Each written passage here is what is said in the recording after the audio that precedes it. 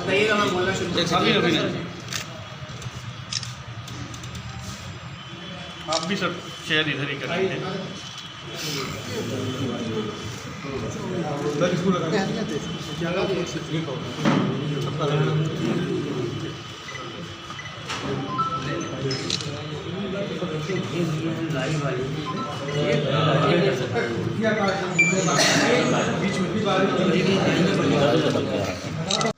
Out क्या है sir? ये आप सब लोगों को पता ही है, 12 तारीख की सुबह लगभग 5 बजे ओलनगंज में रवि कम्युनिकेशन की दुकान पर एक चोरी हुई थी।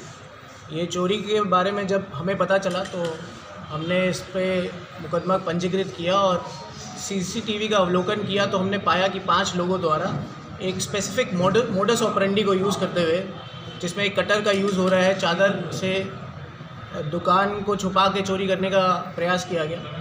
तभी हमें ये, क्योंकि एक बिल्कुल क्लोज़ केस था, इसमें सिर्फ हमें 5 लोगों के बारे में पता था जो हमें सीसीटीवी से पता चल रहा था।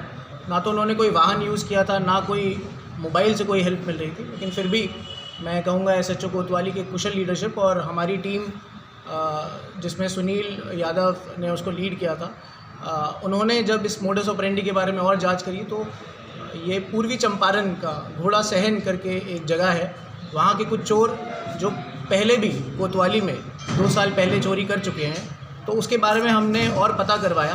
फिर हमारी टीमें, जो एक टीम पूर्वी चंपारण गई और एक टीम यहीं पे इधर ही हमारे जनपद पे काम करती रही, दोनों की टीमों का निरंतर कम्युनिकेट करते रहे और वहाँ से हमने मुखबिर से और लोकल पुलिस से हेल्प लेके हमने ट्रैक करवाया और इन्हें कल रात लगभग 9 बजे के करीब 5 में से 3 लोगों को हमने गिरफ़्तार किया है। और जो 46 मोबाइल चोरी हुए थे, जो कि एंड्रॉयड थे, वीवो, ओप्पो, सैमसंग, डिफरेंट, उनमें से 15 मोबाइल हमें बरामद हुए हैं और 3 जो अपराधी अज्ञात थे उस टाइम पे, उनको हमने हिरासत में लिया गया। बाकी 2 को हम कोशिश कर रहे हैं जल्द ही हिरासत में ले, और जितने बचे हुए मोबाइल हैं उनकी भी बरामदगी जल्द से जल्द होगी, जिसके लिए मैं एसएचओ कोतवाली और हमारी टीम जिसको लीड किया सुनील यादव ने, उनको ढेर सारी बधाई देता हूँ, जिनकी कुशल कार्य की वजह से ये ब्लाइंड केस खुल पाया और हमने हिरासत में इन अपराधियों को लिया। कुछ मोबाइल क्या बेचते थे, क्या यूज़ में लाते थे मोबाइल को, किस तरीके से? ये लोग मोबाइल को बेचते थे और ये सिर्फ हमारे देश में नहीं है, क्योंकि पूर्वी चंपारण जो है ये नेपाल बॉर्डर के बहुत बेहद करीब है, तो ये नेपाल बॉर्डर क्रॉस करके भी मोबाइलों को बेचते थे। क्या कोई क्राइम हिस्ट्री और वगैरह है सर इनकी? क्राइम हिस्ट्री सर इसमें एक अंजय खुशवाहा है और एक अनीश खुशवाहा है,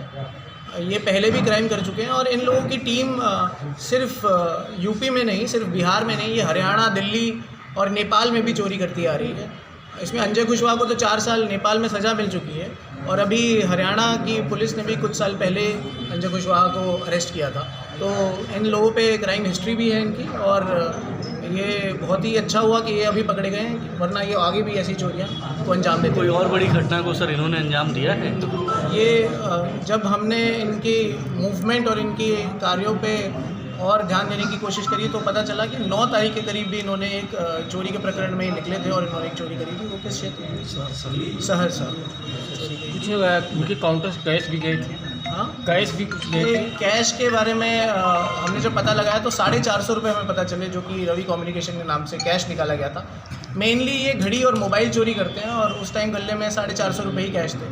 तो ये मोबाइल जो कि 46 मोबाइल थे, जिसके IMEI भी हमने मैच कराए हैं, और 15 जो मोबाइल हमें बरामद हुए हैं वो IMEI भी उनके मैच करे जा चुके हैं। गिरोह का मेन सरगना कौन?